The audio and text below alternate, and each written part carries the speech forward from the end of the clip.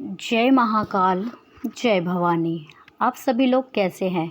मैं आशा करती हूँ कि माँ भगवती काली की कृपा से और बाबा भोलेनाथ की कृपा से आप सभी लोग स्वस्थ होंगे और खुश होंगे। आज बहुत दिनों के बाद मैं एक नई जानकारी आप सभी के लिए लाई हूँ। आज की इस वीडियो में मैं आज आपको बताऊंगी कि आप कैसे यह जान सकते हैं कि आपके कुल देवी या कुल देवता कौन है। किस विधि के द्वारा, किस उपाय के द्वारा आप यह जान सकते हैं। देखिए, ये जो तरीका है वह बिल्कुल सटीक तरीका है। इस तरीके के द्वारा आप अपने घर के कुल देवी या देवता के दर्शन कर सकते हैं। आप अपने बड़े बूढ़ों के द्वारा भी अपने कुल देवी या देवता के बारे में जान सकते हैं। या अधिकतर जगह ऐसा देखा गया है कि घर के बड़े बूढ़ों को भी ये बात नहीं पता होती है कि उनके घर के कुल देवी देवता कौन है, क्योंकि पीढ़ी दर पीढ़ी से उनको पूजा ही नहीं गया। तो उस कंडीशन में घर के बड़े बूढ़े भी, बुजुर्ग जो होते हैं, वो भी नहीं जानते कि घर के कुल देवी या कुल देवता कौन है। या जिस धाम पर, जिस देवी देवता के स्थान पर सर्वप्रथम नए जोड़े का माथा टिकाया जाता है, या जहाँ पर नवजात शिशु जो नया बच्चा जन्म लेता है उसका मुंडन होता है, उसके जो पेट के बाल होते हैं उसका वो उतारा जाता है, तो यह सारे कार्य कुल देवी या कुल देवता के स्थान पर ही होता है। या कोई बहुत बड़ा आप कार्यक्रम कर रहे हैं तो पहले कुल देवी या कुल देवता के यहाँ ही जाया जाता है।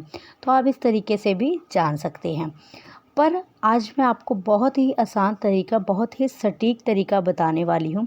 इस तरीके से आप अपने कुल देवी या कुल देवता दोनों के बारे में पता कर सकते हैं। ठीक है, वह आपको स्वप्न के माध्यम से दर्शन देंगे। आपको स्वप्न के माध्यम से दर्शन देंगे, बस आपको पहचानना है। देखिए, शक्तियाँ जो हैं वह आपको संकेत देती हैं। उन संकेतों को आपको समझना होता है, क्योंकि आप अभी इतने सक्षम नहीं हैं कि शक्तियाँ स्वयं आपके शरीर पर आके खेलें और अपने मुख से बताएं। तो वो संकेतों के माध्यम से ही आपको समझाएंगे और आपको उस चीज़ को समझना पड़ेगा। आपको पता होना चाहिए कि वह क्या कहना चाहती हैं। ठीक है, वह क्या कह रही हैं। जिस तरह अबोध बालक के, ठीक है, जिस तरह अबोध बालक के संकेत उसके माँ बाप समझ जाते हैं, लेकिन दूसरा व्यक्ति नहीं समझ पाता। शुरुआत में माँ बाप को भी मुश्किल होती है, लेकिन बाद में समझ जाते हैं। इसी प्रकार से शक्तियों के संकेतों को आपको समझना होगा।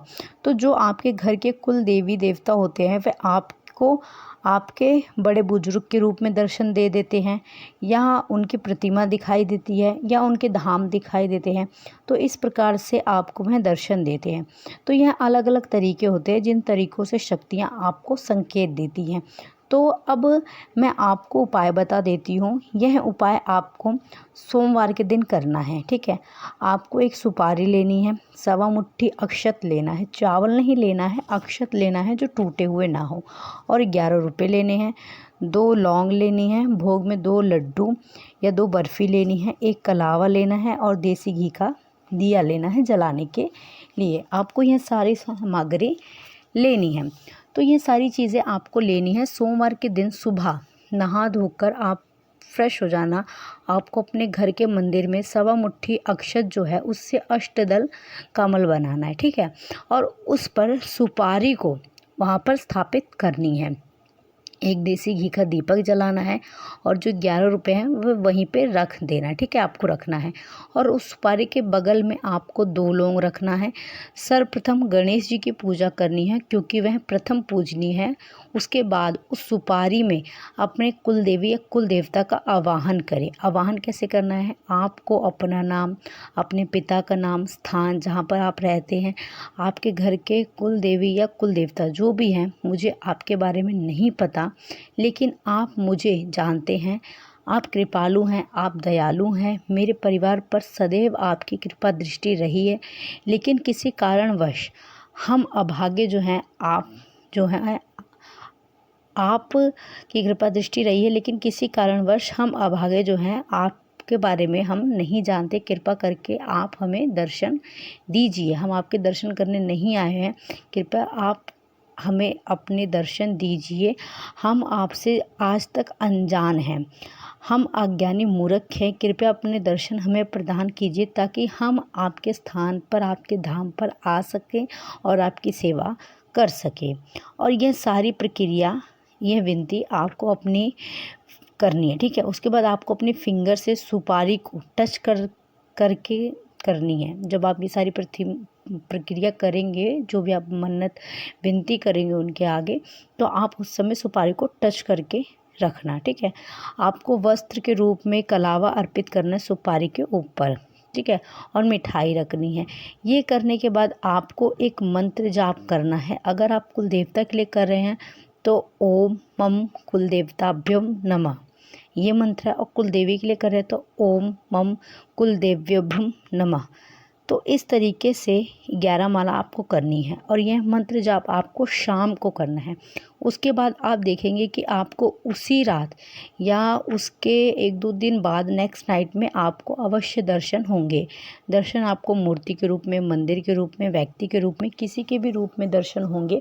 और दर्शन और संकेत ऐसे होंगे जिसके ज़रिए आप ये समझ पाएंगे कि आपके कुल देवी या कुल देवता ये हैं। कोई आपको बताएगा कि आपके कुल देवी ये हैं, या फिर कोई कहेगा कि आप इस स्थान पर जाइए मत्था टेकने के लिए।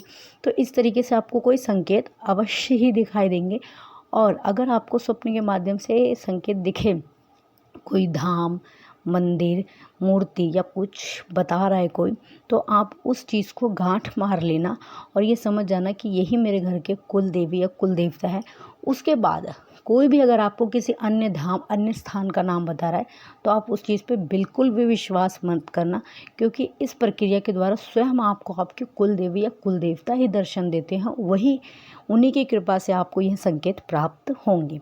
तो मैं आशा करती हूँ कि आपको मेरे द्वारा दी गई हुई यह जानकारी पसंद आई होगी। चैनल पे पहली बार हैं तो चैनल को सब्सक्राइब करें, वीडियो को लाइक करें, शेयर करें, कमेंट करें। कमेंट में जय महाकाल, जय भवानी अवश्य लिखें।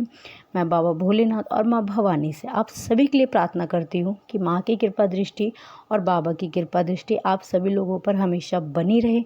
आप सभी लोग हमेशा खुश रहें, खुशहाल रहें। माँ काली आप सभी के घर में अन्नपूर्णा और धन धान्य के रूप में सदैव वास करें। धन्यवाद। जय महाकाल, जय भवानी।